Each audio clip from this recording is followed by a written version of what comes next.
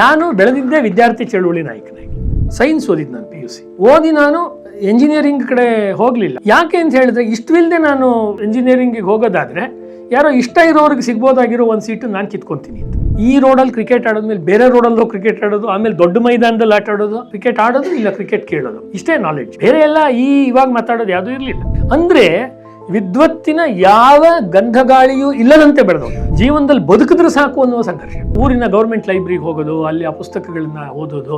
ಅವಾಗ ಯಾವ ಸುದೈವನ ಗೊತ್ತಿಲ್ಲ, ನನಗೆ ಹಿಂದಿ ಓದೋದು ಕಲ್ತ್ಕೊಂಡೆ. ಜ್ಞಾನ ಅನ್ನೋದು ಗೊತ್ತಾಗಿದ್ದು ನಮಗೆ ರಸ್ತೆಗಳಲ್ಲಿ, ಪೋಸ್ಟ್ ಆಫೀಸ್ನಲ್ಲಿ, ಆಕಾಶವಾಣಿನಲ್ಲಿ, ರೈಲ್ವೆ ಸ್ಟೇಷನ್ನಲ್ಲಿ ಈ ಜಾಗಗಳಲ್ಲಿ ಸಿಕ್ಕಿದ್ರಿಂದ ಯೂನಿವರ್ಸಿಟಿ ನಾನು ಬಿಟ್ಟರು ನಾಲೆಡ್ಜಿನ ಒಂದು ಹುಡುಕಾಟವನ್ನು ನಾನು ಬಿಡಲಿಲ್ಲ. ಜ್ಞಾನ ಅನ್ನೋದೇ ಇರೋದಾದರೆ ಅದು ಎಲ್ಲಿ ಬೇಕಾದ್ರೆ ಇಡೀ ರಾತ್ರಿ ಮಧ್ಯರಾತ್ರಿ ತನಕ ಕುಮಾರವ್ಯಾಸ ಭಾರತದ ಬಗ್ಗೆ ಹರಟೆ ಹೊಡೆಯೋದು, ಒಬ್ಬೊಬ್ರು ಪದ್ಯ ಓದೋದು, ಒಬ್ಬರು ಅರ್ಥ ಹೇಳೋದು, ಒಂಥರ ಪ್ರಿಪರೇಷನ್. ಈ ಥರ ವರ್ಷಗಟ್ಟಲೆ ಓದಿದ್ದೀವಿ.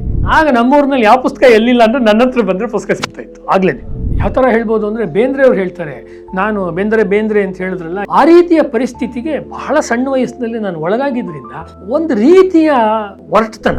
ಒಬ್ಬ ಲೇಖಕ ಬರೆದಿರೋ ಪುಸ್ತಕವನ್ನ ಸಾವಿರಾರು ಜನ ತಗೊಂಡು ಓದ್ತಾರೆ, ಅದನ್ನು ಅವ್ರು ಖುಷಿ ಪಡ್ತಾರೆ, ಅದರಿಂದ ಅವ್ರಿಗೆ ಲಾಭ ಆಗುತ್ತೆ, ಅವರು ಅದಕ್ಕೆ ಮುಖಾಮುಖಿ ಆಗ್ತಾರೆ ಅಂತ ಹೇಳಿದ್ರೆ ಅದಕ್ಕಿಂತ ಅದಕ್ಕಿಂತ ದೊಡ್ಡ ಪ್ರಶಸ್ತಿ ಇನ್ಯಾವುದೂ ಇಲ್ಲ. ಹಾಸನದಲ್ಲಿ ಸರ್ 7-8 ಸಾವಿರ ಜನ ಇರಬಹುದಾದ ವಿದ್ಯಾರ್ಥಿಗಳ ಒಂದು ಟ್ರೈನು, ಅಂದರೆ ಭಯಂಕರ ತುಂಬಿಕೊಂಡಿರುವಂಥ ಟ್ರೈನು, ಅದು ABPಲಿದ್ದಾಗ ವಿದ್ಯಾರ್ಥಿ ಚಲೋ ವಿಧಾನಸೌಧ ಚಲೋ ಮಾಡಿದಾಗ ಇನ್ನೂ ಈಗಿನ ಥರ ಒಂದು ಜನತಾದಳ ಮತ್ತು BJPಯ ಮೈತ್ರಿಕೂಟ ಆಗಾಗಿರಲಿಲ್ಲ. ನಾನು ಹೇಳ್ತಿರೋ 95ರ ರಾಜಕೀಯ ಬೇರೆ ಇತ್ತು ಹಾಸನದಲ್ಲಿ. ದೇವೇಗೌಡರೆಲ್ಲ ಭಾಳ ಜೋರಾಗಿ ಇನ್ನೂ ರಾಜಕೀಯದಲ್ಲಿ ಇದ್ದು, ಅಂದರೆ ನಾನು ರಾಜಕೀಯವಾದ ಭಾಷಣ ಮಾಡ್ತಿಲ್ಲ. ಪರಿಸ್ಥಿತಿ ಏನಾಯಿತು ಅಂದರೆ ಈ ಹೋರಾಟದ ಹುಡುಗರು ಮಂಗಳೂರಿಂದ ಬಂದಿರೋ ಟ್ರೈನು ಹಾಸನದಲ್ಲಿ ನಿಂತಿದೆ, ಮತ್ತು ಮುಂದಕ್ಕೆ ಅದು ಹೋಗಬಾರ್ದು ಅಂದರೆ ಎಲ್ಲೋ ಆಗಿರೋ ಡೆತ್ತನ್ನು, ಅಂದರೆ ನಾನು ಹೇಗಿದ್ದೆ ಅಂತ ನಿಮ್ಗೆ ಹೇಳ್ತಿರೋದು, ನಾನು ಹೀಗಿರಲಿಲ್ಲ ಅನ್ನಕ್ಕೆ ನಾನು ನಿಮ್ಗೆ ಹೇಳ್ತಿರೋದು, ಅದು ನಾನೇ ಹೇಳ್ಬೇಕಲ್ಲ. ಆವಾಗ ಅದನ್ನು ತಂದು ರೈಲ್ವೆ ಸ್ಟೇಷನಲ್ಲಿ ಹಾಕ್ಬಿಟ್ಟಿದ್ದಾರೆ. ಅಂದರೆ ರೈಲ್ ನಿಂತಿದೆ, ನಿಂತ ಮೇಲೆ ಡೆಡ್ ಬಾಡಿ ತಂದನ್ನು ಇಂಜಿನ್ ಮುಂದೆ ಹಾಕಿದ್ದಾರೆ. ಅಲ್ಲಿರೋ ಯಾರೋ ಕಿಡಿಗೇಡಿಗಳು. ಯಾಕೆಂದ್ರೆ ರೈಲ್ ನಿಂತರೆ ಇನ್ನು ಪೊಲೀಸು ಚರ್ಚೆ ಅದು ಇದು ಆದಮೇಲೆ ಒಟ್ಟಿನಲ್ಲಿ ಈ ಹುಡುಗರು ಇಷ್ಟು ಜನ ವಿಧಾನಸೌಧ ಚಲೋ ಮಾಡಲ್ಲ, ಅಲ್ಲಿಗೆ ಚಳುವಳಿ ಫೈಲ್ಯೂರು. ಚಳುವಳಿ ಅಂದರೆ ಟುಸ್ ಮಾಡಬೇಕು. ಆಗ ಬಂದಿರೋರೆಲ್ಲ ಘಟಾನ್ಘಟಿ ರೌಡಿಗಳು. ಇಲ್ಲಿ ಪ್ರದೀಪ ಇಲ್ಲ ಆದರೆ ನನಗಿನ್ ಚೆನ್ನಾಗಿ ಹೇಳ್ತಿರೋದು, ನಮ್ಮ ರಾಜಲೋಚನ ಅವ್ರು ಚಿತ್ರದುರ್ಗದಿಂದ ಬಂದೆ, ಅವ್ರಿಗೆ ಗೊತ್ತದೆಲ್ಲ ಆ ಕಾಲದಲ್ಲಿ.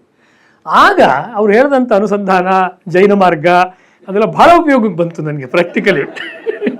ಅವ್ರ ಜೊತೆ ಯಾವ್ಯಾವ ವಚನಗಳು ನನಗೆ ಗೊತ್ತು, ಯಾವ್ಯಾವ ಸ್ವರ್ವಜ್ಞೆ ಗೊತ್ತು, ಯಾವ್ಯಾವ ನೀತಿ ಗೊತ್ತು, ಎಲ್ಲ ಆ ಗೂಂಡಾಗಳ ಜೊತೆ, ರೌಡಿಗಳ ಜೊತೆ ಗಂಟೆ ನಾನು ವಾಗ್ವಾದ ಮಾಡಿದ್ದೀನಿ, ಸಂವಾದ ಮಾಡಿದ್ದೀನಿ, ಮಾಡಿ ಅವ್ರನ್ನ ಕನ್ವಿನ್ಸ್ ಮಾಡಿದ್ದೀನಿ.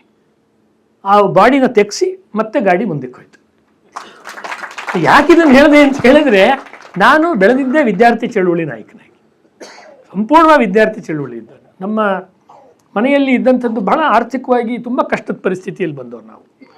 ಬಹಳ ಅದು ಹೇಳೋದಕ್ಕೆ ಸಾಧ್ಯವಿಲ್ಲ. ಆ ರೀತಿಯ ಪರಿಸ್ಥಿತಿಯಲ್ಲಿ ಇದ್ದಿದ್ದರಿಂದ ಮನೆಯಿಂದ ಹೊರಗಡೆ ಒಬ್ಬ ಅವ್ರು ಹೇಳಿದ್ರು ಅನಂತರಾಮಯ್ಯ ಅಂತ, ಅವರ ಮನೆಯಲ್ಲಿ ಅವರು ಲಾಯರು ಹೌದು, ಅವರು ಫಿಸಿಕ್ಸು ಕೆಮಿಸ್ಟ್ರಿ ಎಲ್ಲ ಟ್ಯೂಷನ್ನು ಮಾಡ್ತಾಯಿದ್ರು.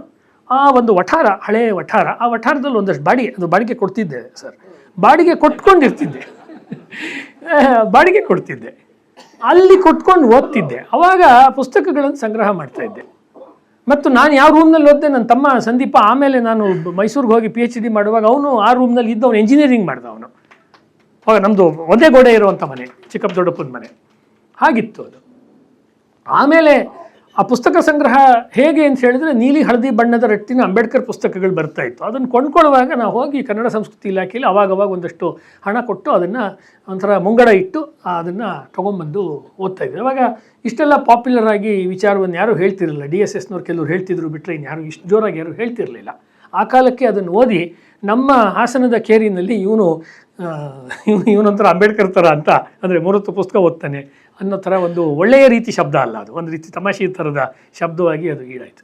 ನನಗೆ ಈ ಪುಸ್ತಕ ಸಂಗ್ರಹದ ಮಹತ್ವ ಯಾವಾಗ ಗೊತ್ತಾಗಿದ್ದು ಅಂತ ಹೇಳಿದ್ರೆ, ನಾನು ಪುಸ್ತಕ ಸಂಗ್ರಹ ಮಾಡುವಾಗ ನಾನು ಇದು ಸೈನ್ಸ್ ಓದಿದ್ದು. ನಾನು PUC ಓದಿ ನಾನು ಎಂಜಿನಿಯರಿಂಗ್ ಕಡೆ ಹೋಗಲಿಲ್ಲ. ನಮ್ಮ ಸ್ನೇಹಿತೆ ವೈಶಾಲಿ ಅಂತ ಅವರು ಇವತ್ತು ಫೇಸ್ಬುಕ್ಕಲ್ಲಿ ಬರೆದಿದ್ದಾರೆ. ಯಾಕೆ ಅಂತ ಹೇಳಿದ್ರೆ ಇಷ್ಟವಿಲ್ಲದೆ ನಾನು ಎಂಜಿನಿಯರಿಂಗಿಗೆ ಹೋಗೋದಾದರೆ ಯಾರೋ ಇಷ್ಟ ಇರೋರಿಗೆ ಸಿಗ್ಬೋದಾಗಿರೋ ಒಂದು ಸೀಟು ನಾನು ಕಿತ್ಕೊತೀನಿ ಅಂತ ನನಗೆ ಮರ್ತೋಗಿತ್ತು ಆ ಮಾತು. ಅದು ವೈಶಾಲಿ ಅಂತ ನಮ್ಮ ಸ್ನೇಹಿತರಿಗೆ, ಯಾವ ದೇಶ, ಯಾವುದು ಸ್ವೀಡನ್ನಲ್ಲಿದ್ದಾರೆ ಅವರು. ಹಾಗೆ ಅವಾಗ ಇದ್ದಿದ್ದೆಲ್ಲ ರಸ್ತೆಯಲ್ಲಿ ಬೀದಿಯಲ್ಲಿ ಕ್ರಿಕೆಟ್ ಆಡೋದು, ಈ ರೋಡಲ್ಲಿ ಕ್ರಿಕೆಟ್ ಆಡೋದ್ಮೇಲೆ ಬೇರೆ ರೋಡಲ್ಲೂ ಕ್ರಿಕೆಟ್ ಆಡೋದು, ಆಮೇಲೆ ದೊಡ್ಡ ಮೈದಾನದಲ್ಲಿ ಆಟ ಆಡೋದು, ಆಮೇಲೆ ಟೆನ್ನಿಸ್ ಬಾಲಲ್ಲಿ ಆಡೋದು, ಲೆದರ್ ಬಾಲಲ್ಲಿ ಕ್ರಿಕೆಟ್ ಆಡೋದು. I was A very good wicket keeper. ಎಡಗೈ ಬ್ಯಾಟ್ಸ್ಮನ್ನು. ಸೊ ಆ ಥರ ನಾನು ಎಡಾನೇ ಬ್ಯಾಟಿಂಗ್ನಲ್ಲಿ ನಾನು ಹೇಳ್ತೀನಿ. ಆಮೇಲೆ ಎಡಗೈನಲ್ಲಿ ಬರೀತಿದ್ದೆ ನಾನು. ಎಡಗೈನಲ್ಲಿ ಬರಿಬೇಕಾದ್ರೆ ನಮ್ಮ ತಾಯಿ ಹೇಳಿಬಿಟ್ಟು ಎಡಗೈನಲ್ಲಿ ಬರೆದ್ರೆ ವಿದ್ಯೆ ಹತ್ತಲ್ಲ, ಬಲಗೈಲಿ ಬರಿಬೇಕು ಅಂತ ನಾನು ಬಲಗೈನಲ್ಲಿ ಬರೆಯೋಕ್ಕೆ ಶುರು ಮಾಡಿದೆ. ಗಾಂಧೀಜಿನೂ ಹಾಗೆ ಮಾಡ್ತಾಯಿದ್ರು, ಎಡಗೈ ಬಲಗೈ ಎರಡರಲ್ಲೂ ಬರೀತಾಯಿದ್ರು. ಸುಮ್ಮನೆ ನೆನಪಾಯ್ತು, ಹಿಂಸರಾಜನ ಎಡಗೈಯಲ್ಲಿ ನೋವಾದಾಗ ಬಲಗೈಯಲ್ಲೂ, ಬಲಗೈ ನೋವಾದಾಗ ಎಡಗೈಯಲ್ಲೂ ಬರದೆ ಅಂತ ಅವರು ಆ ಹಡಗ್ನಲ್ಲಿ ಬರುವಾಗ ಹೇಳ್ತಾರೆ. 1908ರಲ್ಲಿ ಗುಜರಾತಿ ಪುಸ್ತಕ ಬಂತು, 1909ರಲ್ಲಿ ಇಂಗ್ಲೀಷ್ ಪುಸ್ತಕ ಬಂತು ಗಾಂಧೀಜಿ ಅವ್ರದ್ದು. ಅಂದರೆ ವಿದ್ವತ್ತಿನ ಯಾವ ಗಂಧಗಾಳಿಯೂ ಇಲ್ಲದಂತೆ ಬೆಳೆದೋದು ನಾನು. ಅದೆಲ್ಲ ಬಂದಿರೋ ಆಮೇಲಿನ ಪರಿವೇಶ, ಆಮೇಲಿನ ಸಂಗತಿಗಳು. ಆಗೇನಂದರೆ ಸಂಘರ್ಷ, ಜೀವನದಲ್ಲಿ ಬದುಕಿದ್ರೆ ಸಾಕು ಅನ್ನುವ ಸಂಘರ್ಷ, ಆ ಥರದ ಒಂದು ವಾತಾವರಣ. ಮತ್ತೆ ಪುಷ್ಪ ಇಲ್ಲೇ ಇದ್ದಾರೆ. ಆಗ ಇಬ್ಬರು ವ್ಯಕ್ತಿಗಳನ್ನು ನಾನು, ಅನೇಕರಿದ್ದಾರೆ, ಇಬ್ಬರು ವ್ಯಕ್ತಿಗಳನ್ನು ಹೇಳಬೇಕು. ಒಬ್ಬರು ಇವತ್ತಿಲ್ಲ ನಮ್ಮ ನಡುವೆ. ಇವತ್ತು ತತ್ವಶಾಸ್ತ್ರದ ಬಗ್ಗೆ ಇಷ್ಟೆಲ್ಲ ದೊಡ್ಡ ದೊಡ್ಡವ್ರ ನನ್ನ ಬಗ್ಗೆ ಹೇಳಿದಾಗ ಅದಕ್ಕೆ ನನಗೆ ಕಾರಣ ಆಗಿದ್ದು ಅಂತ ಹೇಳಿದ್ರೆ ನಮ್ಮ ರಾಮಸ್ವಾಮಿ ಅವರು. ಟೂರಿಸಂ ಡಿಪಾರ್ಟ್ಮೆಂಟಲ್ಲಿ ಒಬ್ಬರು ರಾಮಸ್ವಾಮಿ ಅಂತಿದ್ರು. ಟೂರಿಸಂ ಡಿಪಾರ್ಟ್ಮೆಂಟಿಗೂ ಅಲ್ವಾ ಇದಕ್ಕೂ ಏನು ಸಂಬಂಧ? ಫಿಲಾಸಫಿಗೂ. ಅವರು ಫಿಲಾಸಫಿನಲ್ಲಿ ಮೈಸೂರು ಯೂನಿವರ್ಸಿಟಿಯಲ್ಲಿ ಫಿಲಾಸಫಿಯನ್ನು ಚೆನ್ನಾಗಿ ಓದ್ದವರು, ಒಳ್ಳೊಳ್ಳೆ ಗುರುಗಳ ಕೈನಲ್ಲಿ ಓದ್ದವರು. ಅವರು ಕಾರಣಾಂತರದಿಂದ ಅವರು ಗೌರ್ಮೆಂಟಿನ ಇದು ಟೂರಿಸಂ ಡಿಪಾರ್ಟ್ಮೆಂಟ್ ಸೇರ್ಕೊಂಡ್ರು. ಟೂರಿಸಂ ಡಿಪಾರ್ಟ್ಮೆಂಟ್ ಹಾಸನದಲ್ಲಿ ಕೆಲಸವೇ ಇಲ್ಲ. ಕೆಲಸ ಇದ್ದರೆ ಬೇಲೂರಿನಲ್ಲಿ ಹಳೆಬೀಡಲ್ಲ, ಹಾಸನದಲ್ಲಿ ಏನೂ ಕೆಲಸ ಇಲ್ಲ. ಹಾಸನದಲ್ಲಿ ಪ್ರೇಕ್ಷಣೀಯ ಸ್ಥಳ ಸಿಟಿ ಒಳಗೆ ಏನೂ ಇಲ್ಲ. ಅವರು ಯಾವುದೋ ಒಂದು ರಮಣ ಮಹರ್ಷಿಗಳ ಬಗ್ಗೆ ಶಂಕರ ಮಠದಲ್ಲಿ ಒಂದು ಕಾರ್ಯಕ್ರಮ ಆದಾಗ ನನಗೂ ಅವ್ರಿಗೂ ಭೇಟಿ ಆಯಿತು. ವೇಣುಗೋಪಾಲ್ ರಾಯರು ಬಂದು ರಮಣರ ಬಗ್ಗೆ ಉಪನ್ಯಾಸ ಮಾಡಿದರು, ಎಸ್ ವೇಣುಗೋಪಾಲ್. ಆವಾಗ ಅವ್ರ ಜೊತೆ ಮಾತನಾಡ್ತಾ ಅವ್ರ ಮನೆಗೆ ಹೋಗೋದು. ಅವರು ನಾನು ರೂಮ್ ಅಂತ ಹೇಳಿದ್ನಲ್ಲ, ಆ ರೂಮಿಗೆ ಅವರು ಸೀದಾ ಒಳ್ಳೆ ಫ್ರೆಂಡ್ ಥರ, ನನಗೂ ಅವ್ರಿಗೂ ಭಾಳ ಏಜು ಡಿಫ್ರೆನ್ಸ್. ಅವ್ರು ಬಂದುಬಿಡೋರು. ಆವಾಗ ಅವರು, ಹರೀಶ್ ಅಲನ್ ವ್ಯಾಟ್ಸ್ ನೋಡಿದ್ದೀರಾ? ನಾನು ಹೇಗಿದ್ದಕ್ಕೆ ಬಂದೆ ಅಂತ ಹೇಳ್ತಾ ಇದ್ದೀನಿ ಸರ್. ನೀವು ಜೋಸೆಫ್ ಕ್ಯಾಂಬೆಲ್ ನೋಡಿ. ಹಾಸನದಂಥ ಜಾಗದಲ್ಲಿ ಹೆಸರು ಕೇಳೋಕ್ಕೆ ಸಾಧ್ಯನೇ ಇಲ್ಲ ಆ್ಯಕ್ಚುಲಿ. ಈ ಕಬ್ಬಣದ ಅಂಗಡಿನಲ್ಲಿ ನೊಣಕ್ಕೇನು ಕೆಲಸ ಅಂತ. ಇದು ಹಾಸನದ ಬಗ್ಗೆ ಹೇಳ್ತಿಲ್ಲ ಅಂತಲ್ಲ, ನಮ್ಮ ಆ ರೀತಿಯ ವಾತಾವರಣ ಅಲ್ಲಿ ಇಲ್ಲ. ಕೆಲವು ಊರುಗಳಲ್ಲಿ ಅದಿರುತ್ತೆ, ಕೆಲವು ಊರುಗಳಲ್ಲಿ ಇರಲ್ಲ. ನಮ್ಮ ಊರಿನಲ್ಲಿ ಆ ಥರದ್ದಿರಲಿಲ್ಲ. ಇನ್ನು ಕ್ರಿಕೆಟಿಂದ ಇತ್ತು. ನಮ್ಮ ಮನೇಲಿ ನಮ್ಮ ದೊಡ್ಡಪ್ಪ ಬಂದಿದ್ದಾರೆ, ಅವರು ಕನ್ನಡಪ್ರಭದಿಂದ ಬರುವಾಗ ಕ್ರಿಕೆಟ್ ಬಗ್ಗೆ ಅವರು GR ವಿಶ್ವನಾಥ್ ಬಗ್ಗೆ, ದುರಾನಿ ಬಗ್ಗೆ ಎಲ್ಲ, ಹಳೆಯವ್ರ ಬಗ್ಗೆ ಎಲ್ಲ ಹೇಳೋರು. ಆಮೇಲೆ ಹೊಸದಾಗಿ ತೆಂಡೂಲ್ಕರ್ ಅಂತೆ, ಅವರಂತೆ ಇವರಂತೆ ಅದನ್ನೆಲ್ಲ ರನ್ನಿಂಗ್ ಕಾಮೆಂಟ್ರಿ ಕೇಳೋದು. ಅಂದರೆ ಕ್ರಿಕೆಟ್ ಆಡೋದು, ಇಲ್ಲ ಕ್ರಿಕೆಟ್ ಕೇಳೋದು, ಇಷ್ಟೇ ನಾಲೆಡ್ಜು. ಬೇರೆ ಎಲ್ಲ ಇವಾಗ ಮಾತಾಡೋದು ಯಾವುದೂ ಇರಲಿಲ್ಲ. ರಾಮಸ್ವಾಮಿಯವರ ಸಂಪರ್ಕ ಒಂದು. ಆವಾಗ ಈ ಫಿಲಾಸಫಿಯ ಒಳಗಡೆ ಹೋಗುವ ಒಂದು ದಾರಿ ಸಿಗ್ತಾ ಹೋಯಿತು. ಹೇಗೆ ಇದು, ನಾವಾಗ ನಮ್ಮ ಊರಿನ ಗೌರ್ಮೆಂಟ್ ಲೈಬ್ರರಿಗೆ ಹೋಗೋದು, ಅಲ್ಲಿ ಆ ಪುಸ್ತಕಗಳನ್ನು ಓದೋದು. ಆವಾಗ ಯಾವ ಒಂದು ಸುದೈವನ ಗೊತ್ತಿಲ್ಲ, ನನಗೆ ಹಿಂದಿ ಓದೋದು ಕಲ್ತ್ಕೊಂಡೆ. ಹಾಸನದಂಥ ಊರಿನಲ್ಲಿ, ಅಂದರೆ ಉತ್ತರ ಕರ್ನಾಟಕದಲ್ಲಿ ಹಿಂದಿ ಓದೋದು ಸುಲಭ. ಒಂದು ಮಟ್ಟಕ್ಕೆ ವಾತಾವರಣ ಭಾಷೆನಲ್ಲೂ ಇರುತ್ತೆ, ಕಲ್ತ್ಕೊಂಡ್ಬಿಡ್ಬೋದು, ಉರ್ದು ಹಿಂದಿ ಕಲಿಬೋದು. ಅಲ್ಲಿ ಓದಕ್ಕೆ ಶುರು ಮಾಡುವಾಗ ನಾನು ಸೀದಾ ರಾಹುಲ್ ಸಾಂಕೃತ್ಯಾಯನರ ಸಂಪುಟಗಳು, ಹಜಾರಿ ಪ್ರಸಾದ್ ದ್ವಿವೇದಿಯವರ ಸಂಪುಟಗಳು, ಈ ಸಂಪುಟಗಳು ಅದು ಅರ್ಥವಾಗ್ತಿತ್ತು ಬಿಡ್ತಿತ್ತು ಬೇರೆ, ಅದನ್ನು ತೊಗೊಂಡು ಬಂದು ಓದುವ ಒಂದು ಪ್ರಯತ್ನವನ್ನು ಮಾಡಿದೆ. ಆವಾಗ ನನಗೆ ಬಹಳ ಇದಾಗಿ ಬಂದವರು, ಒಂದು ಆಶ್ರಯಕ್ಕೆ ಬಂದವರು ನಮ್ಮ ರಘು ಅವರು, ಇವಾಗ ಬಂದಿದ್ದಾರೆ ಕಾರ್ಯಕ್ರಮಕ್ಕೆ, ಡಾಕ್ಟರ್ ಎನ್ ರಘು ಅವರು. ಅವ್ರ ಮನೆಯಲ್ಲಿ ಅನೇಕ ರಾತ್ರಿಗಳು ಕಾಲ ಕಳೆಯೋದು. ಅವರ ಶ್ರೀಮತಿಯವರು ಬೆಂಗಳೂರಿಗೆ ಬಂದಿದ್ದರು. ಆವಾಗ ಇಲ್ಲಿ ಇದ್ದುಕೊಂಡು ಬೇಕಾದಷ್ಟು ವಿಷಯಗಳ ಬಗ್ಗೆ ಚರ್ಚೆ ಮಾಡೋದು. ಆ ಚರ್ಚೆಯ ರೀತಿಯೇ ಬೇರೆ. ಅದು ಕಾಲೇಜಲ್ಲಿ ಮಾಡುವ ಚರ್ಚೆ ಮಾಮೂಲಿ ಸಬ್ಜೆಕ್ಟ್ ಮ್ಯಾಟ್ರ್ ಥರ ಚರ್ಚೆ ಅಲ್ವೇ ಇಲ್ಲ, ಅದು ಬೇರೆ ಬೇರೆ ರೀತಿಯ ಚರ್ಚೆಯನ್ನು. ಅವರು ಅವಾಗ ನನಗೆ ಅವ್ರ ತಂದೆ ನಂಜುಂಡಯ್ಯನವ್ರ ಹೆಸರಿನಲ್ಲಿ ನನಗೆ ಒಂದು ಮಂತ್ಲಿ ಸ್ಕಾಲರ್ಶಿಪ್ ಕೊಡ್ತಾಯಿದ್ರು. ಆ ಸ್ಕಾಲರ್ಶಿಪ್ ಹಣದಿಂದ ನನಗೆ ಏನು ಹೇಳ್ಬೋದು, ಉಳ್ಕೊಳ್ಳೋಕ್ಕೆ ಸಾಧ್ಯ ಆಯಿತು ಜೀವನದಲ್ಲಿ. ಸೊ ಈ ಥರದ ಹಂತಗಳಲ್ಲಿ ಬಂದಾಗ ನಮ್ಮ ಊರಿನಲ್ಲಿರುವ ಜನಗಳನ್ನು ಹೇಳಿದ್ರೇ ಅದೇ ಒಂದು ನಮ್ಮ ರಾಮಸ್ವಾಮಿ ಅಯ್ಯಂಗಾರ್ದು ನಮ್ಮ ಊರಿನ ರಸಿಕರು ತನಕ ಆಗುತ್ತೆ. ಈಗ ಬಾಲು ಅಂತ ಹೇಳಿಬಿಟ್ಟು ಅವರು ಸೂಫಿಗಳಲ್ಲಿ ಭಾಳ ದೊಡ್ಡ ತಜ್ಞರು. ಇನ್ನೊಬ್ಬರು ಶಹಜಹಾನ್ ಅಂತ ಹೇಳಿ ನಮ್ಮ ದಕ್ಷಿಣಾಮೂರ್ತಿಯವರು ಇಲ್ಲಿ ಬಂದಿದ್ದಾರೆ, ಗೊತ್ತಿದೆ. ಅವರೆಲ್ಲ ಸಿಕ್ಕಾಬಿಟ್ಟೆ ಗಂಟೆಗಟ್ಟಲೆ. ಆ ಶಹಜಹಾನ್ ಭಾಳ ದೊಡ್ಡ ಸೂಫಿ ಎಕ್ಸ್ಪರ್ಟ್. ಅವ್ರು ಏನು ಕೆಲಸ ಮಾಡ್ತಿದ್ರು ಗೊತ್ತಾ? ಅವರು ಪೋಸ್ಟ್ ಆಫೀಸ್ನಲ್ಲಿ ಬ್ಯಾಗ್ ಕಟ್ಟೋ ಕೆಲಸ ಮಾಡ್ತಿದ್ರು. ನನಗೆ ಏನು ಗೊತ್ತಾಯಿತು ಅಂದರೆ, ಜ್ಞಾನ ಅನ್ನೋದು ಎಲ್ಲಿ ಬೇಕಾದ್ರೂ ಇರ್ಬೋದು, ಯೂನಿವರ್ಸಿಟಿಲಿ ಇಲ್ಲ ಅಂತ ಗೊತ್ತಾಯಿತು. ಇದು not about great professors in the university. ನಮ್ಮ ಮಲ್ಲೇಪುರಮವರಾಗಲಿ, ಕಲ್ಗುಡಿಯವರಾಗಲಿ, ಅಥವಾ ಆ ಪೀಳಿಗೆಯವರು ಅನೇಕರು ಉದ್ದಾಮ ಪಂಡಿತರು ಯೂನಿವರ್ಸಿಟಿಯಲ್ಲಿ ಪಾಠ ಮಾಡಿದ್ದಾರೆ. ಆದರೆ ಈಗ ಹಂಗೆ ಹೇಳೋಕ್ಕಾಗಲ್ಲ. ನನಗೆ ಅವಾಗ ಗೊತ್ತಾಗಿದ್ದೇನು ಅಂದರೆ, ಜ್ಞಾನ ಅನ್ನೋದೇ ಇರೋದಾದರೆ ಅದು ಎಲ್ಲಿ ಬೇಕಾದ್ರೂ ಇರುತ್ತೆ, ಎಲ್ಲಿ ಬೇಕಾದರೂ ಇರುತ್ತೆ. ಜ್ಞಾನ ಅನ್ನೋದು ಗೊತ್ತಾಗಿದ್ದು ನಮಗೆ ರಸ್ತೆಗಳಲ್ಲಿ, ಪೋಸ್ಟ್ ಆಫೀಸ್ನಲ್ಲಿ, ಆಕಾಶವಾಣಿನಲ್ಲಿ, ರೈಲ್ವೆ ಸ್ಟೇಷನ್ನಲ್ಲಿ, ಈ ಜಾಗಗಳಲ್ಲಿ ಸಿಕ್ಕಿದ್ರಿಂದ ಯೂನಿವರ್ಸಿಟಿ ನಾನು ಬಿಟ್ಟರೂ ನಾಲೆಡ್ಜಿನ ಒಂದು ಹುಡುಕಾಟವನ್ನು ನಾನು ಬಿಡಲಿಲ್ಲ. ಅದಕ್ಕೆ ಇದು ನನಗೆ ಬಂದಂಥ ಲಿಂಕ್. ನನಗೆ ಭಾಳ ಹೇಳಬೇಕಾದಂಥ ನಮ್ಮ ಸ್ನೇಹಿತರು ಕೇಶವ ಬಂದಿದ್ದ ನಮ್ಮ ಮನೆ ರಸ್ತೆಯಲ್ಲಿ, ಕೆಳಗಡೆ ರಸ್ತೆಯಲ್ಲಿ, ಸ್ನೇಹಿತ ಯೋಗ ನರಸಿಂಹ, ಇನ್ನೊಬ್ಬ ಶ್ರೀನಿವಾಸ ಅಂತ. ಅದೆಲ್ಲ ಲೀಲಾ ಮೇಡಮ್ ಅವರ ವಿಡಿಯೋದಲ್ಲಿ ನಾನು ತುಂಬ ಡೀಟೇಲಾಗಿ ಹೇಳಿದ್ದೀನಿ. ಅಂದರೆ ನಾವು ಹೀರ್ಕೊಳ್ಳೋಕ್ಕೆ ರೆಡಿ ಇದ್ದರೆ ನಮಗೆ ವಾತಾವರಣ ಅದನ್ನು ಕಲ್ಪಿಸುತ್ತೆ. ಅದು ಕಷ್ಟ, ಅದನ್ನು ಹೇಳೋದು ಸುಲಭ. ಇವಾಗ ಒಂದು ಹಂತ ದಾಟಿ ಬಂದಮೇಲೆ ಈ ಮಾತು ಹೇಳ್ಬೋದು. ಆದರೆ ಅದು ನಮಗೆ ಹೀರ್ಕೊಳ್ಳುವ ಹಂಬಲ ಇರುವಾಗ ಅದ್ರ ಜೊತೆಗೆ ನಮಗೊಂದು ಪ್ರಲೋಭನೆಯೂ ಇರುತ್ತೆ. ಅಂದರೆ ಸುಲಭದ ದಾರಿಗೆ ಹೋಗಿಬಿಡ್ಬೋದು ಅಂತ. ಸುಮ್ಮನೆ ಉದಾಹರಣೆಗೆ ನಾನು ಕನ್ನಡ MA ಮಾಡಿಬಿಟ್ಟು ಶಿಸ್ತಾಗಿ ನಾನು ಏನಾದ್ರು ಕನ್ನಡ ಡಿಪಾರ್ಟ್ಮೆಂಟು ಮೈಸೂರು ಯೂನಿವರ್ಸಿಟಿಲೋ ಅಥವಾ ಬೆಂಗಳೂರು ಯೂನಿವರ್ಸಿಟಿಲೋ ಕನ್ನಡ PhDಗೆ ಅಪ್ಲೈ ಮಾಡಿಬಿಟ್ಟು ನಾನು ರೆಗ್ಯುಲರಾಗಿ ಕನ್ನಡದಲ್ಲೇ PhD ಮಾಡಿದ್ದಿದ್ರೆ ಯಾವುದೋ ಯೂನಿವರ್ಸಿಟಿಲಿ ನಾನು ಮೇಸ್ಟ್ರಾಗಿ ಪ್ರೊಫೆಸರಾಗಿ ನೀಟಾಗಿ ಇರ್ಬೋದಾಗಿತ್ತು. ಬಟ್ ಖಂಡಿತ ನಾನು ಈ ರೀತಿಯ ದಾರಿಗಳಿಗೆ ಹೋಗೋಕ್ಕಾಗ್ತಿರ್ಲಿಲ್ಲ. ಈಗ ಒಂದು ರಜವೇ ಸಿಕ್ಕಲ್ಲ, ಆಮೇಲೆ ಅದೇ ಸಿಲೆಬಸ್ನ ಅದೇ ಪಾಠನೇ ಮಾಡಬೇಕು, ಆಮೇಲೆ ಕವಿಗಳು ಅಲ್ಲದೇ ಇದ್ದವ್ರನ್ನೆಲ್ಲ ಕವಿಗಳು ಅಂತ ಬಣ್ಣಿಸ್ಬೇಕು ಕ್ಲಾಸ್ನಲ್ಲಿ, ಶ್ರೇಷ್ಠ ಕಥೆಗಾರ ಅಲ್ಲದೇ ಇದ್ದವ್ರನ್ನು ಸಾಧಾರಣ ಕಥೆಗಾರರನ್ನು ನಾನು ಮೇಸ್ಟ್ರಾಗಿ PG ಸೆಂಟರ್ನಲ್ಲಿ MESನಲ್ಲಿ ಶೇಷಾದ್ರಿಪುರದಲ್ಲಿ 12 ವರ್ಷ ಪಾಠ ಮಾಡಿಬಿಟ್ಟು ನಾನು ಹೇಳ್ತಾ ಇದ್ದೀನಿ. ಇದನ್ನು ಆ ಥರದ್ದಾಗತ್ತೆ. ಲಾಭ ಇದೆ ಅದರಲ್ಲಿ, ಆದರೆ ಲೋಕಕ್ಕೆ ತೆರೆದುಕೊಳ್ಳುವಂಥ ಲಾಭಗಳು ಅದರಲ್ಲಿ ಕಡಿಮೆ ಆಗುತ್ತೆ. ಹಾಗಾಗಿ ಈ ನಮ್ಮ ಈ ಸಂದರ್ಭದಲ್ಲಿ ನಾವು ಹೇಳಬೇಕಾದ್ದು ಅಂತ ಹೇಳಿದ್ರೆ, ನಮ್ಮ ಇಲ್ಲಿ ವಿಜಯ್ ಕುಮಾರ್ ಅವರು ನಮ್ಮ ಈ ಕಾರ್ಯಕ್ರಮದ ಆಯೋಜಕರು, ಅವರು ನಮ್ಮ ರಘು ಅವ್ರ ಬಗ್ಗೆ ಹೇಳಿದೆ. ವಿಜಯ್ ಕುಮಾರ್ ಅವ್ರ ಮನೆ, ಅವ್ರ ನಳಿನಿಯವ್ರು ಬಂದಿಲ್ಲ ಇವತ್ತು, ಅವ್ರ ಮನೆಯವರು. ಅವ್ರ ಮನೇಲಿ ಹೇಗೆ ಅಂದರೆ, ನಾನು ಮತ್ತು ನಮ್ಮ ಸ್ನೇಹಿತರು ಮಂಜು ಅಂತ, ಅವರು ಹೈಸ್ಕೂಲ್ ಟೀಚರ್ ಆಗಿದ್ದರು, ಒಂದು ಸ್ಕೂಲಲ್ಲಿ ಹೆಡ್ ಮಾಸ್ಟರ್ ಆದರು, ಆಮೇಲೆ ವಾಸವಿ ಸ್ಕೂಲಲ್ಲಿ. ರಾತ್ರಿ ಎಲ್ಲ ಊಟ ಗೀಟ ಮಾಡಿ ಯಾವುದೋ ಒಂದು ಹಾಲಿನ ಬೂತಲ್ಲಿ ಒಂದು ಅರ್ಧ ಲೀಟ್ರ್ ಹಾಲು ತಗೊಂಡು ಹೋಗೋದು ಅವ್ರ ಮನೆಗೆ, ವಿಜಯ್ ಕುಮಾರ್ ಅವ್ರ ಮನೆಗೆ. ಇಡೀ ರಾತ್ರಿ ಮಧ್ಯರಾತ್ರಿ ತನಕ ಕುಮಾರವ್ಯಾಸ ಭಾರತದ ಬಗ್ಗೆ ಹರಟೆ ಹೊಡೆಯೋದು, ಒಬ್ಬರು ಪದ್ಯ ಓದೋದು, ಒಬ್ಬರು ಅರ್ಥ ಹೇಳೋದು, ಒಂಥರ ಪ್ರಿಪರೇಷನ್. ಈ ಥರ ವರ್ಷಗಟ್ಟಲೆ ಓದಿದ್ದೀವಿ.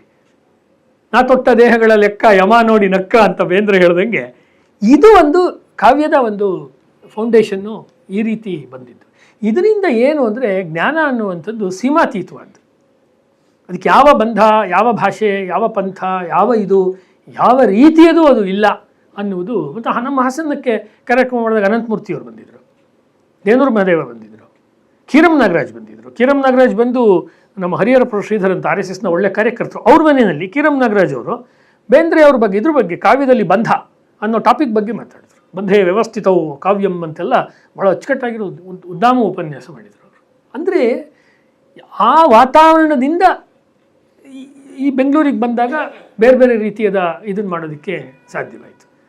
ಇಲ್ಲಿ ವಿಶೇಷವಾಗಿ ನಮ್ಮ MRS ಅವರಿದ್ದಾರೆ, ಅಲ್ಲಿ ಹಾಸನ ಆಕಾಶವಾಣಿಯಲ್ಲೂ ಸಂಪರ್ಕ ಇತ್ತು, ಮೈಸೂರಿನಲ್ಲೂ ಅವ್ರನ್ನ ನೋಡಿ ನೆನಪಿದೆ. ಒಂದು ಸತಿ ನಾನು ಇದ್ದಿದ್ದು ಜಯನಗರ ರೈಲ್ವೆ ಟ್ರ್ಯಾಕ್ ಹತ್ರ ನಮ್ಮ ಮನೆ ಇತ್ತು ಮೈಸೂರಿನಲ್ಲಿ. ಆ ಟ್ರ್ಯಾಕಿನ ಮೇಲ್ಗಡೆ ಅವ್ರು ಆಟೋದಲ್ಲಿ ಹಿಂಗೆ ಫಾಸ್ಟಾಗಿ ಹೋಗುವಾಗ ಒಂದು ಸತಿ ವಿಶ್ ಮಾಡಿದ್ದು ಚಿತ್ರಣ ನನಗೆ ನೆನಪಿದೆ. ಅವರು ಮೈಸೂರಿನಲ್ಲೂ ಸರ್ವಿಸ್ ಮಾಡಿದವರು, ಬೆಂಗಳೂರಿನಲ್ಲೂ ಮಾಡಿದವರು, ಹಾಸನದಲ್ಲೂ ಮಾಡಿದವರು. ಅವರು ನನಗೆ ಹೇಳಿದ್ದು, ಈ ಕುವೆಂಪು ಪ್ರತಿಷ್ಠಾನದವರು ಕುವೆಂಪು ಅವರ ರಾಮಾಯಣ ದರ್ಶನದ ಬಗ್ಗೆ ಮಾಡ್ತಾ ಇದ್ದಾರೆ, ಅದಕ್ಕೆ ನೀವು ವ್ಯಾಖ್ಯಾನ ನೋಡೋಕೆ MHK ಇದ್ದರು, ಹಂಪನ ಇದ್ರು, ಎಲ್ಲ ಇದ್ದರು. ಪ್ರಾರಂಭದಲ್ಲಿ ನಾನು ಸುಮ್ಮನೆ ಒಂದು ನಾಂದಿ ಪದ್ಯ ಹೇಳ್ತೀನಿ, ಆಮೇಲೆ ಅದ್ರ ಓಪನಿಂಗು ನೀವೇ ಅದಕ್ಕೆ ವ್ಯಾಖ್ಯಾನ ಮಾಡಬೇಕು ಅಂದರು. ಹೀಗಾಗಿ ಅವ್ರು ಹರ್ಷ ಹೇಳಿದ್ದಂತೆ ನಾನು ಗೂಗಲ್ ಪ್ರಕಾರ ಮ್ಯೂಸಿಷಿಯನ್ ಆದೆ. ಇದಕ್ಕೆ MRS ಅವರೇ ಕಾರಣ, MR ಸತ್ಯನಾರಾಯಣ ಅವರೇ ಕಾರಣ ಇದಕ್ಕೆ. ಆದರೆ ಈಗಲೂ ಅನೇಕರು ಅದನ್ನು ಕೇಳಿದಾಗ ಇದು ಏನು ನಾನು ಹೇಳಕ್ಕೆ ಬಯಸ್ತಾ ಇದ್ದೀನಿ ಅಂದರೆ, ನನ್ನ ಆದ್ಯತೆಯ ಕ್ಷೇತ್ರ ಕಾವ್ಯವೇ. ಕಾವ್ಯವನ್ನೇ ಓದೋದು, ಕಾವ್ಯವನ್ನೇ ಬರೆಯೋದು, ಕಾವ್ಯ ಬಗ್ಗೆನೇ ಚರ್ಚೆ ಮಾಡೋದು, ಇದನ್ನೇ ಮಾಡ್ತಾ ಇದ್ದಿದ್ದು. ಹಾಸನದಲ್ಲಿ ಇದನ್ನು ಹೇಳಿ ನಾನು ಮುಗಿಸ್ತೀನಿ. ಹಾಸನದಲ್ಲಿ ಭಾಳ ಒಳ್ಳೊಳ್ಳೆ ಗಮಕಿಗಳಿದ್ದರು. ಅದು ನನಗೆ ಭಾಳ ಪುಣ್ಯವನ್ನು, ಅದರ ಈ ಥರದ ಒಂದು ಸಾಹಿತ್ಯಕ್ಕೆ ಬೇಕಾದ ಒಂದು ನೆಲೆಯನ್ನು ತಂದುಕೊಡ್ತು.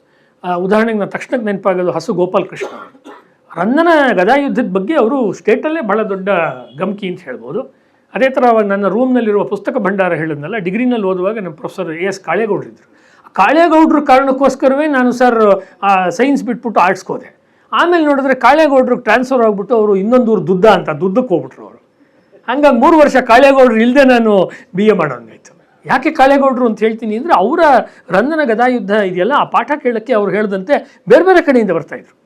ಅಷ್ಟು ಒಳ್ಳೆ ಮೇಷ್ಟ್ರು ಕಾಳೇಗೌಡರು. ಅವ್ರಿಗೆಲ್ಲ ಒಂದು ಕಡೆ ಭಾಷಣಕ್ಕೆ ಒಪ್ಕೊಂಡ್ಬಿಟ್ಟಿದ್ದಾರೆ. ಅವ್ರ ಹತ್ರ VC ಅವರ ಕಾವ್ಯದ ಬಗ್ಗೆ ಮಾತಾಡಬೇಕು, VC ಅವ್ರ ಪುಸ್ತಕ ಇಲ್ಲ. ಆಗ ನಮ್ಮೂರಿನಲ್ಲಿ ಯಾವ ಪುಸ್ತಕ ಎಲ್ಲಿಲ್ಲ ಅಂದರೆ ನನ್ನ ಹತ್ರ ಬಂದರೆ ಪುಸ್ತಕ ಸಿಗ್ತಾಯಿತ್ತು. ಆಗಲೇ ಅವರು ಸ್ಕೂಟ್ರ್ ಹಾಕ್ಕೊಂಡು, ನಮ್ಮ ಮೇಷ್ಟ್ರು ಅವರು, ಅಂದರೆ ಮೇಷ್ಟ್ರು ಸಮಾನ ಅವರು, ಕಾಳೇಗೌಡರು ಸ್ಕೂಟ್ರ್ ಹಾಕ್ಕೊಂಡು ನನ್ನ ರೂಮಿಗೆ ಬಂದು ಅವರು ಸಿಗರೇಟ್ ಹೊಡಿತಾಯಿದ್ರು. ನಾನು ಸಿಗರೇಟ್ ತರ್ತೀನಿ, ನೀನು VC ಅವ್ರ ಪುಸ್ತಕ ತಗೋ. VC ಅವ್ರಿಗೂ ಸಿಗರೇಟ್ಗೂ ಸಂಬಂಧ ಇಲ್ಲ, ಆದರೆ ತೊಗೊಂಡು ಬಂದರು. ನಾನು VC ಅವ್ರ ಪುಸ್ತಕನ ಅವ್ರಿಗೆ ಕೊಟ್ಟೆ. ನಾನು ಏನು ಹೇಳ್ತಾ ಇದ್ದೀನಿ, ನಾನು ರೂಮ್ ಮಾಡಿದ್ದಾಗ ಅಲ್ಲಿಗೆ ಶತಾವಧಾನಿ ಗಣೇಶ್ ಬಂದಿದ್ದಾರೆ. ಬೆಳಗ್ಗೆ ಈಗ ಬಂದ ಕೂಡ ಅವರು ಅದನ್ನು ನೆನಪಿಸ್ಕೊಂಡ್ರು. ಅವರು ಇದು ಪ್ರಾರಂಭದಿಂದ ಆ ರೀತಿಯಾಗಿ ಬಂದಿದ್ದರಿಂದ, ಅಂದರೆ ನಾನು ಇನ್ ಜನರಲ್ ಹೇಳೋದು ಅಂದರೆ ಆ ಒಂದು ಕ್ಲಾಸಿಕಲ್ ಟೇಸ್ಟ್ ಇದೆ ಅಲ್ಲ, ಅಂದರೆ ಹಳೇದರ ಬಗ್ಗೆ, ಹಳೇದು ಅಂದರೆ ಕೇವಲ ಕನ್ನಡ ಅಂತಲ್ಲ, ಅದು ನನಗೆ ಹೆಚ್ಚಿನ ಇದನ್ನು ಕೊಡ್ತು. ಆದರೆ ವಿಶೇಷವಾಗಿ ಸಂಸ್ಕೃತಿಯ ಕ್ಷೇತ್ರದಲ್ಲಿ ಏನಾದರೂ ನಾನು ಶಿವರಾಮ್ ಕಾರಂತರು ಮತ್ತು ಶಂಭಾ ಜೋಶಿಯವ್ರನ್ನ ಓದಿಲ್ಲ ಅನ್ನೋದಕ್ಕೆ ನಮ್ಮ ಮಲ್ಲೇಪುರಂ ಅವರು ಎಡಿಟ್ ಮಾಡಿದಂಥ 6 ಸಂಪುಟಗಳೇ ಕಾರಣ. ಅದನ್ನು ಬಹುತೇಕರು ಇವತ್ತು ಸಂಸ್ಕೃತಿ ಬಗ್ಗೆ ಮಾತಾಡೋರು ಓದೋದಿಲ್ಲ. ಶಂಭಾ ಜೋಶಿಯವ್ರ ಜೊತೆ 100 ಜಗಳ ಇಟ್ಕೊಳ್ಳಿ, ಅದೇ ಶಂಭಾ ಜೋಶಿ ಓದದೆ ಯಾವ ಕಲ್ಚರಲ್ ಸ್ಟಡೀಸು ಮುಂದಕ್ಕೆ ಹೋಗೋಕ್ಕೆ ಸಾಧ್ಯನೇ ಇಲ್ಲ. ಚಂದ್ರ ಮತ್ತು ಸೂರ್ಯರು ಹೇಗೆ ಒಂದು ಸಂಸ್ಕೃತಿಯನ್ನು ಪ್ರಭಾವಿಸ್ತಾರೆ ಅನ್ನುವಂಥ ಒಂದಿದೆಯಲ್ಲ, ಅವ್ರ ಇನ್ಸೈಟ್ ಇದೆಯಲ್ಲ, ಅದು ನಮ್ಮನ್ನು ಇಡೀ ವಿಶ್ವದ ಎಲ್ಲ ಸಂಸ್ಕೃತಿಗಳ ಕಡೆಗೆ ಕರ್ಕೊಂಡು ಹೋಗ್ಬಿಡುತ್ತೆ. ಆ್ಯಕ್ಚುಲಿ ಕೆಲವು ದೇಶದಲ್ಲಿ ಚಂದ್ರ ಗಂಡು, ಕೆಲವು ದೇಶದಲ್ಲಿ ಚಂದ್ರ ಹೆಣ್ಣು, ನಮ್ಮಲ್ಲಿ ಗಂಡು, ಬೇರೆ ದೇಶದಲ್ಲಿ ಚಂದ್ರ ಹೆಣ್ಣು. ಈ ಥರದ್ದನ್ನೆಲ್ಲ ಓದಬೇಕಾದ್ರೆ ಆ ಕಲ್ಚರಲ್ ಬ್ಯಾಕ್ಗ್ರೌಂಡ್, ಇನ್ನೊಂದು ಶಿವರಾಮ್ ಕಾರಂತ್, ಇವೆರಡೂ ಬಂದಿದ್ದರಿಂದ ನಾನು ಸ್ವಲ್ಪ ಸಾಹಿತ್ಯ ಲೋಕದಲ್ಲಿ ಒಂದು ವಿಚಿತ್ರ ಪ್ರಾಣಿಯಾಗಿ ಕಾಣಿಸ್ಕೊಳ್ಳೋಕ್ಕಾಯಿತು. ಯಾಕೆ ಅಂತ ಹೇಳಿದ್ರೆ, ಈ ಟೆಕ್ಸ್ಟ್ ಒಳಗಡೆನೇ ಇರುವಂಥ ಒಂದು ವಿಮರ್ಶಾ ಕ್ರಮ ನಮ್ಮ ದೇಶದಲ್ಲಿದೆ, ಇನ್ನೊಂದು ಸಂಸ್ಕೃತಿಯನ್ನು ಮೀರಿರುವಂಥ ಇನ್ನೂ ಉದ್ದಾಮವಾದ ಕಂಪ್ಯಾರಿಟಿವ್ ಆಗಿರೋ ಕಲ್ಚರ್ನ ಸಿಂಬಲ್ಸ್ ಇದೆಯಲ್ಲ, ಅದ್ರ ಕಡೆಗೆ ನನ್ನ ಆಸಕ್ತಿ ಹೆಚ್ಚು ಹೋಯಿತು. ಇದೆಲ್ಲ ಏನೇ ಇದ್ದರೂ ಕೂಡ ಇವತ್ತು ನಾನು ಹೇಳಿದಂತೆ ನಮ್ಮ ರಘು ಅವರು, ರಾಮಸ್ವಾಮಿಯವರು, ಹಾಸನದ ವಿಜಯ್ ಕುಮಾರಿಂದ ಹಿಡಿದು ಇನ್ನೂ ಬೇರೆ ಬೇರೆಯವರು, ಅವರ ಒಂದು ಪಾತ್ರ ಬಹಳ ದೊಡ್ಡದು. ನಮ್ಮ ಗಿರಿಜಾ ಅವರ ತಂದೆ ನಾವು ಚಂದ್ರಣ್ಣ ಅಂತ ಕರೆಯೋದು, ರಂಗಸ್ವಾಮಿಗಳು, ಅವ್ರ ಮನೆಯಲ್ಲಿ ಬಹಳ ಒಳ್ಳೆ ಓದುವ ವಾತಾವರಣ. ನಮ್ಮ ಮನೆಯಲ್ಲಿ ಓದುವ ವಾತಾವರಣ ಇಲ್ಲ, ಇದು ವ್ಯತ್ಯಾಸ. ಅವರ ತಂದೆಯವರು ಬಹಳ ಹೈಸ್ಕೂಲ್ ಟೀಚರ್ ಆಗಿದ್ದರು, ಬಹಳ ಒಳ್ಳೆಯ ಪುಸ್ತಕಗಳನ್ನು ಮಾಡ್ತಿದ್ರು. ಹಂಗಾಗಿ ನಾನು ಮತ್ತು ಗಿರಿಜಾ ಯಾವಾಗಲೂ ಹೇಳದಂತೆ ಹೆಚ್ಚು ಸಾಹಿತ್ಯದ್ದೇ ಚರ್ಚೆ. ನಮ್ಮಲ್ಲಿ ಹೆಚ್ಚು ಚರ್ಚೆ ಈ ಅವಳು ಯಾರೋ ಒಬ್ಬರು ಕಥೆಗಾರನ ಹೇಳ್ಬೋದು, ಅವನು ಒಳ್ಳೆ ಕಥೆಗಾರನ, ಅಥವಾ ನಾನು ಹೇಳೋನು ಯಾರು ಒಳ್ಳೆ ಕಥೆಗಾರನ, ಅದು ಹೆಚ್ಚಿನ ಚರ್ಚೆ.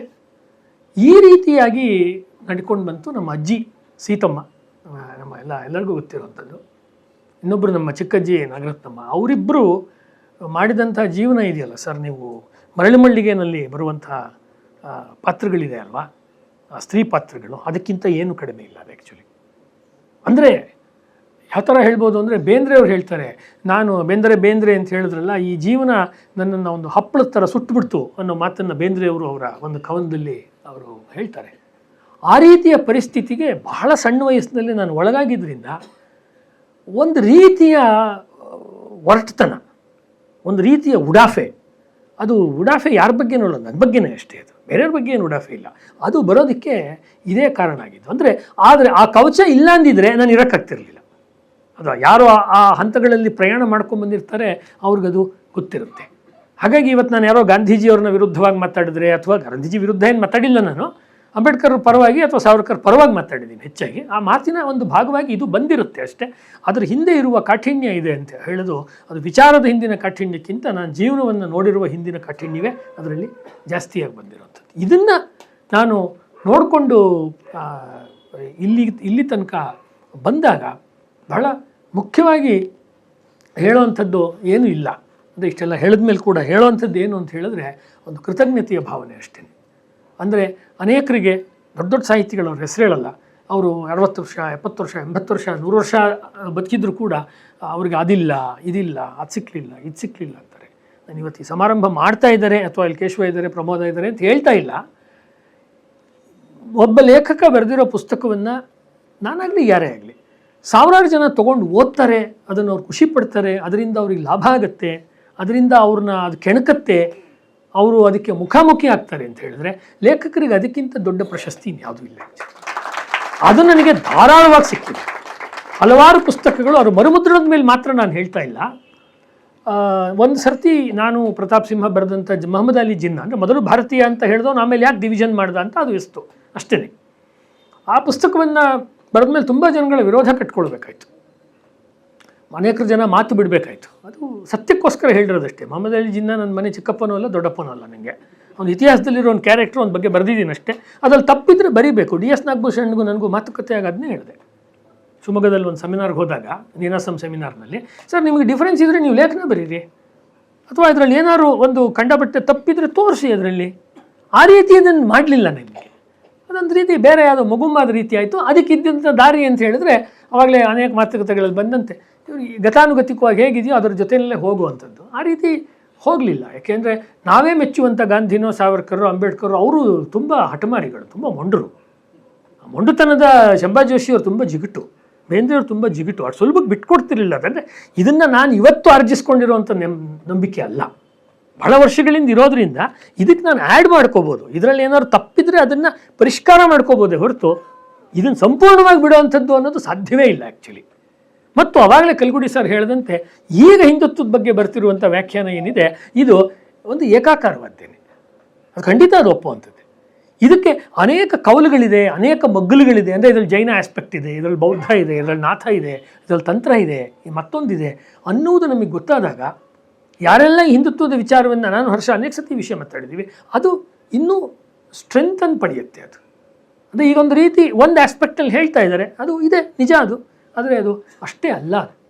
ಹಾಗಾಗಿ ಒಂದು ರೀತಿ ಹೇಳ್ಬೋದು ಅಂದರೆ ಇದೊಂದು ಹೇಳಿ ನಾನು ಮಾತು ಮುಗಿಸ್ತೀನಿ. ಗಿರಿಜಾ ಯಾವಾಗಲೂ ಮುಂಚೆಯಿಂದ ಹೇಳೋದು ಏನಂದರೆ, ನೀನು ಎಲ್ಲರೂ ಗೆದ್ದೆತ್ತಿನ ಬಾಲ ಹಿಡಿದ್ರೆ ನೀನು ಸೋತೆತ್ತಿನ ಬಾಲ ಹಿಡಿತೀಯ.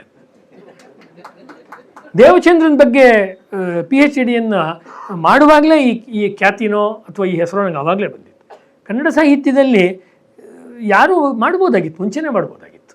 ಈಗ ಎಲ್ಲ ಡಿಪಾರ್ಟ್ಮೆಂಟ್ಗಳಲ್ಲೂ ಮುಗುಳಿಯವರ ರಂಶ್ರೀ ಮುಗುಳಿಯವರ ಸಾಹಿತ್ಯ ಚರಿತ್ರೆ ಅವೈಲೇಬಲ್ ಇದ್ದೇ ಇರುತ್ತೆ. ಅದರ ಪುಸ್ತಕದ ಪಟ್ಟಿಯ ಕೊನೆಯಲ್ಲಿ, ಉಷಾ ಸಾಹಿತ್ಯ ಮಾಲೆ ಪುಸ್ತಕದ ಕೊನೆಯ ಹೆಸರೇ ಪಟ್ಟಿನಲ್ಲಿ ದೇವಚಂದ್ರನ ಹೆಸರು, ಜೈನ ಕವಿಗಳ ಪಟ್ಟಿನಲ್ಲಿ. ಅದು ಆಗಿರಲಿಲ್ಲ. ಯಾಕೆ ಅಂತ ಹೇಳಿದ್ರೆ, ನಾವು ಸಾಹಿತ್ಯದಲ್ಲಿ ಯಾವುದನ್ನು ಒಂದು ಸ್ಟ್ರಕ್ಚರ್ಡ್ ಆಗಿ ಒಂದು ಜೈನ ಕಾವ್ಯ ಅಂತ ಹೇಳ್ತೀವೋ, ಜೈನ ಮಹಾಕಾವ್ಯ ಒಂದು ತೀರ್ಥಂಕರನ ಕಥೆ ಇರುತ್ತೆ ಅಥವಾ ಇನ್ನೊಂದು ಕಥೆ ಇರುತ್ತೆ ಅಂತ ಇರುತ್ತೋ, ಒಂದು ರಾಮಾಯಣದ್ದೋ ಮಹಾಭಾರತದ್ದೋ ಇರುತ್ತೆ, ಆ ಸ್ಟ್ರಕ್ಚರ್ನಲ್ಲಿ ಈ ಕಥೆ ಇಲ್ಲ. ಅಂದರೆ ನನ್ನ ಆಸಕ್ತಿ ಇದ್ದಿದ್ದು, ನಿಮಗೆ ನಾನು ಅದ್ರ ಮೂಲಕ ಏನು ಇಂಡಿಕೇಟ್ ಮಾಡ್ತಾ ಇದ್ದೀನಿ ಅಂದರೆ, ಯಾವುದು ಸುಲಭ ಕೈಗೆ ಸಿಕ್ಕಲ್ವೋ, ಯಾವುದನ್ನು ಸ್ಟ್ರಕ್ಚರ್ಡ್ ಆಗಿ ನೀವು ರಚನಾಬದ್ಧವಾಗಿ ಹಿಡ್ಕೊಳ್ಳೋಕ್ಕಾಗಲ್ವೋ, ಆದರೆ ಅದರೊಳಗಡೆ ಒಂದು ದೊಡ್ಡ ಕಥೆ, ಒಂದು ದೊಡ್ಡ ಸಂಗತಿ ಕೂತಿದೆಯೋ ಅದನ್ನು ಹಿಡಿಯುವ. ಉದಾಹರಣೆಗೆ ಮಲೆಮಹದೇಶ್ವರ ಅವನು ಮಾದಿಗ ಜಾತಿಗೆ ಹುಟ್ಟಿದವನು ಅಂತ ಮೊದಲು ಕರ್ನಾಟಕದಲ್ಲಿ ಹೇಳಿದ್ದೇನೆ ದೇವಚಂದ್ರ. ಅವಾಗ ಇನ್ನೂ ಯಾವ ಈ ಚಳುವಳಿಗಳು ನಡೀತಿರಲಿಲ್ಲ, ಯಾವ ಈ ರೀತಿಯ ಸಬಾಲ್ಟರ್ನ್ ಚರ್ಚೆಗಳು ನಮ್ಮ ದೇಶದಲ್ಲಿ, ನಮ್ಮ ಕರ್ನಾಟಕದಲ್ಲಿ ನಡೀತಾ ಇಲ್ಲ. ಅದನ್ನು ಆವಾಗಲೇ ಅವನು ಹೇಳಿದ್ದ. ನನ್ನನ್ನು ದೇವಚಂದ್ರ ಆ ಕಡೆ ಸೆಳೆದಿದ್ದೇ ಆ ಸಂಗತಿಗೋಸ್ಕರ. ಅಂದರೆ ಒಂದು ರೀತಿಯಾಗಿ ಹೇಳ್ಬೋದು ಅಂತ ಹೇಳಿದ್ರೆ, ನನಗೆ ಇದು ತುಂಬ ಒಂದು ಕೃತಜ್ಞತೆಯ ಸಂದರ್ಭ. ಈ ಸಂದರ್ಭದಲ್ಲಿ ನಾನು ವಿಶೇಷವಾಗಿ ನಮ್ಮ ತಂದೆ ತಾಯಿ, ನಮ್ಮ ದೊಡ್ಡಪ್ಪ ದೊಡ್ಡಮ್ಮ, ನಮ್ಮ ಚಿಕ್ಕಪ್ಪ ಚಿಕ್ಕಮ್ಮ, ನಮ್ಮ ಅತ್ತೆಂದರು, ಅವರನ್ನು ನೆನಪಿಸ್ಕೊಳ್ತೀನಿ. ಯಾಕೆಂದರೆ ಸಾಧಾರಣವಾದ ಕುಟುಂಬದಿಂದ, ನಮ್ಮದು ತುಂಬ ಸಾಮಾನ್ಯವಾದ ಫ್ಯಾಮಿಲಿ. ನಮ್ಮ ಫ್ಯಾಮಿಲಿಯಲ್ಲಿ ಯಾರೂ ಸ್ಕಾಲರ್ಸ್ ಇಲ್ಲ, ನಮ್ಮ ಫ್ಯಾಮಿಲಿಯಲ್ಲಿ ಯಾರೂ ದೊಡ್ಡ ಸಂಸ್ಕೃತ ಪಂಡಿತರಿಲ್ಲ, ಕನ್ನಡ ಪಂಡಿತರು ಇಲ್ಲ, ಯಾವ ಪಂಡಿತರು ಇಲ್ಲ ನಮ್ಮ ಫ್ಯಾಮಿಲಿಯಲ್ಲಿ. ಪುಸ್ತಕಗಳನ್ನು ಓದುವಂಥ ಕ್ರಮವೇ ನಮ್ಮ ಮನೆಯಲ್ಲಿ ಎಲ್ಲೂ ಇರಲೇ ಇಲ್ಲ ಸುತ್ತಮುತ್ತ. ಆ ರೀತಿಯ ಹಿನ್ನೆಲೆಯಿಂದ ಇದು ಹೇಗೆ ಬಂತೋ ಇದು ಗೊತ್ತಿಲ್ಲ. ಈ ಕಾರ್ಯಕ್ರಮಕ್ಕೆ ಬರಬೇಕು ಅಂತ ಪ್ರೊಫೆಸರ್ ವಿ ನರಹರಿ ಅವ್ರಿಗೆ ಮೆಸೇಜ್ ಮಾಡಿದಾಗ, ಸರ್ ಈ ಕಾರ್ಯಕ್ರಮಕ್ಕೆ ನಾನು ಬರೋಕ್ಕಾಗಲ್ಲ ಅಂತೆಲ್ಲ ಹೇಳಿ ಕೊನೆಗೆ ಇದೊಂಥರ ಸುಖ ಪ್ರಾರಬ್ಧ ಅಂತ ಹೇಳಿದ್ರು. ಈ ಥರ ಕಾರ್ಯಕ್ರಮದ ಬಗ್ಗೆ ಅವ್ರು ಹೇಳ್ತಾ, ಸುಖ ಪ್ರಾರಬ್ಧ, ಇದನ್ನು ಅನುಭವಿಸ್ಬೇಕು, ಅನುಭವಿಸದೆ ಇರೋಕ್ಕಾಗಲ್ಲ. ಅಂದರೆ ಹೊಗಳ್ತಾರೆ, ಆ ಹೊಗಳಿಕೆ ಎಲ್ಲ ಅವರ ಪ್ರೀತಿಯ ಹೊರತು ಹಾಗೆ ನೀನು ಇದೆಯಾ ಅಂತ ತಿಳ್ಕೊಬೇಡ, ಅದು ಮೋಸ್ಟ್ ಇಂಪಾರ್ಟೆಂಟು. ಮತ್ತು ಅವ್ರು ಹೇಳಿದ್ದು ಭಾಳ ಮುಖ್ಯ, ನೀನು ಮುಂದೆ ಏನಾಗಬೇಕು ಅಂತ ಅವರಿಬ್ಬರು ಹೇಳಿದ್ರಲ್ಲ, ಆ ಮಾತು ಭಾಳ ಮುಖ್ಯ. ನನ್ನ ಪತ್ನಿ ಗಿರಿಜಾ, ನನ್ನ ಮಗಳು ವಿಹಾ, ಇವರೆಲ್ಲರ ಒಂದು ಪ್ರೀತಿ, ಇವರೆಲ್ಲರ ಒಂದು ವಿಶ್ವಾಸ. ನಾನು ತಮಾಷೆಗೆ ಅಷ್ಟೊಂದು ಸತಿ ಹೇಳ್ತೀನಿ, ನಾನು ಗಿರಿಜಾ ಅವರ ಫೆಲೋಶಿಪ್ಪಲ್ಲಿ ರಿಸರ್ಚ್ ಮಾಡ್ತಾಯಿದ್ದೀನಿ ಅಂತ. ಅಂದರೆ ಅನೇಕ ಸತಿ ನಾನು ಅನೇಕ ವರ್ಷಗಳು ಉದ್ಯೋಗದಲ್ಲೇ ಇಲ್ಲ. ಈ ರೀತಿ ಇರುವಾಗ ಉದ್ಯೋಗದಲ್ಲಿ ಇರೋಕ್ಕೆ ಸಾಧ್ಯನೇ ಇಲ್ಲ ಆ್ಯಕ್ಚುಲಿ. ಈ ರೀತಿ ಇರಬೇಕಾದ್ರೆ ಮೋಸ್ಟ್ಲಿ ನನಗೆ ಚಿಕ್ಕ ವಯಸ್ಸಿನಲ್ಲಿ ಓದಿದಂಥ ನಮ್ಮ ನವೋದಯದ ಅಥವಾ ನವೋದಯ ಪೂರ್ವದ ಸಾಹಿತಿಗಳ ಒಂದು, ನವೋದಯ ಪೂರ್ವದ ಒಂದು ಕನ್ನಡದ ಪರಿಸ್ಥಿತಿ ಮತ್ತು ನವೋದಯದ ಅರ್ಲಿ ಪೀರಿಯಡ್ ಇದೆಯಲ್ಲ, ಪ್ರೀ BM ಶ್ರೀ ಅಥವಾ ಹೆಚ್ಚು BM ಶ್ರೀ ಅವರು ಶುರು ಆಗುವ ಕಾಲ ಇದೆಯಲ್ಲ, ಇಂಗ್ಲೀಷ್ ಗೀತೆಗಳ ಒಂದು ರಚನೆಗಿಂತ ಮುಂಚೆ, ಅದು ನನ್ನ ಮನಸ್ಸಿನ ಮೇಲೆ ಬಹಳ ದಟ್ಟವಾದ ಒಂದು ಯೋಕ್ ಅಂತಾರೆ ಇಂಗ್ಲೀಷ್ನಲ್ಲಿ, ಒಂದು ದಟ್ಟವಾದ ಒಂದು ದ್ರವ್ಯವನ್ನು ಅದು ನಿರ್ಮಾಣ ಮಾಡಿದೆ. ಹಾಗಾಗಿ ನಾನು ಬರೆದಿರುವ ಹೆಚ್ಚು ಲೇಖನಗಳು ಆ ಹಳೆಗನ್ನಡ ಮತ್ತು ಹೊಸಗನ್ನಡದ ಸಂಧಿಕಾಲಕ್ಕೆ ಸಂಬಂಧಪಟ್ಟಿರೋ ಲೇಖನಗಳೇ ಹೆಚ್ಚಾಗಿದ್ದಾವೆ. ಆ್ಯಕ್ಚುಲಿ ಮುಂದಿನ ದಿನ ಬರಿಬಾರ್ದು ಅಂತಲ್ಲ, ಹಿಂದಿಂದಕ್ಕೆ ಹೋಗಬಾರ್ದು ಅಂತಲ್ಲ, ಆದರೆ ಹೆಚ್ಚಿನ ಮಜಾ ಅಂತ ಹೇಳ್ತೀವಲ್ಲ, ಸಾಹಿತ್ಯದ ರಹಸ್ಯಗಳು ಅಲ್ಲೇ ಇದೆ ಅಂತ ಅನಿಸುತ್ತೆ. ಮತ್ತು ನನ್ನ ಜೀವನಕ್ಕೆ ಸಂಬಂಧಪಟ್ಟಂಥದ್ದು ಕೂಡ ಆ ಸಂಧಿ ಭಾಗದಲ್ಲೇ ಇರುವಂಥದ್ದು. ಸೊ ಹಾಗಾಗಿ ಸಿಕ್ಕಂಥ ಸಮಯದ ಪೂರ್ತಿ ಉಪಯೋಗವನ್ನು ಮಾಡಿಕೊಂಡು ನಾನು ಮಾತಾಡಿದ್ದೀನಿ ಅಂತ ಅಂದ್ಕೊಳ್ತೀನಿ. ಹೆಚ್ಚಿನ ವಿಷಯವನ್ನು ಹೇಳುವಂಥದ್ದು ಏನೂ ಇಲ್ಲ. ಸೊ ಬೆಂಗಳೂರಿನ ಜನ, ಮೈಸೂರಿನ ಜನ, ಹಾಸನದ ಜನ, ಈ ಊರಿನವರು ನನಗೆ ಅನ್ನ ಹಾಕಿದ್ದಾರೆ, ನನ್ನನ್ನು ಕಾಪಾಡಿದ್ದಾರೆ. ಅವರೆಲ್ಲರಿಗೂ ನಾನು ಹೇಳ್ಬೋದಾಗಿರೋದು ಏನಂದರೆ, ಇನ್ನೊಂದಷ್ಟು ಒಳ್ಳೆಯ ಪುಸ್ತಕ ಬರಿತೀನಿ, ಇನ್ನೊಂದಷ್ಟು ಒಳ್ಳೆಯ ಸಂಶೋಧನೆ ಮಾಡ್ತೀನಿ, ಮತ್ತು ಹೇಗೆ ಇದುವರೆಗೂ ಏನಕ್ಕೂ ನಾನು ಬಗ್ಗಿಲ್ವೋ ಕೊನೆ ತನಕನೂ ಏನಕ್ಕೂ ಬಗ್ಗೋದಿಲ್ಲ, ಅದಂತೂ ಗ್ಯಾರಂಟಿ. ಎಲ್ಲರಿಗೂ ವಂದನೆಗಳು. ಈ ಕಾರ್ಯಕ್ರಮವನ್ನು ತುಂಬ ಸುಂದರವಾಗಿ ಮಾಡಿ, ಈ ಕಾರ್ಯಕ್ರಮಕ್ಕೆ ಬೇಕಾದಂಥ ಅನೇಕ ಮೆಂಟಲ್ ವರ್ಕು ಬೇರೆ ಬೇರೆ ರೀತಿಯ ವರ್ಕ್ಗಳನ್ನೆಲ್ಲ ಮಾಡಿದ್ದಾರೆ. ಆಮೇಲೆ ಸಾಮಾನ್ಯ ಒಂದು ಕಾರ್ಯಕ್ರಮದಲ್ಲಿ ಉಪನ್ಯಾಸ ಇರುತ್ತೆ, ಆಮೇಲೆ ಶಾಲು ಮತ್ತು ಹಾರ ಇರುತ್ತೆ. ಇವರು ದುಡ್ಡು ಮತ್ತು ಚೆಕ್ಕು ಬೇರೆ ಕೊಟ್ಟಿದ್ದಾರೆ. ಅದು ಸ್ವರ್ಣಪೂರ್ಣ ಅಂತ ಹೇಳಿರೋದ್ರಿಂದ ಈಗ ಗೋಲ್ಡ್ಗೆ ರೇಟ್ ಜಾಸ್ತಿ ಇದೆ, ಅದರ ಸಂಪೂರ್ಣ ಲಾಭ ಆಗತ್ತೆ ಅಂತ ಅಂದ್ಕೊಂಡು ಈ ಕಾರ್ಯಕ್ರಮಕ್ಕೆ ತಾವೆಲ್ಲ ಬಹಳ ದೂರದ ಕಡೆಯಿಂದ ಬಂದಿದ್ದಾರೆ. ಅನೇಕರು ಬೇರೆ ಊರುಗಳಿಂದ ಬಂದಿದ್ದಾರೆ. ಕಾರಣ ಉತ್ತರ ಕರ್ನಾಟಕದಿಂದ ಬಂದವರಿದ್ದಾರೆ, ಚಿತ್ರದುರ್ಗದಿಂದ ಬಂದಿದ್ದಾರೆ, ರಾಜಲೋಚನ ಅಂತ ಹೇಳಿದೆ, ಇನ್ನೂ ಬೇರೆ ಬೇರೆ ಊರುಗಳಿಂದ ಬಂದಿದ್ದಾರೆ. ಎಲ್ಲ ಸ್ನೇಹಿತರಿಗೆ ಇಲ್ಲಿ ಹೆಸರು ಹೇಳದೇ ಇರುವ ನನ್ನ ಮನಸ್ಸಿನಲ್ಲೇ ಇರುವ ಅವರೆಲ್ಲರಿಗೂ ನಾನು ವಂದಿಸಿ ಈ ಒಂದು ಕೃತಜ್ಞತಾ ಭಾಷಣವನ್ನು ಮುಗಿಸ್ತೀನಿ. ನಮಸ್ಕಾರ.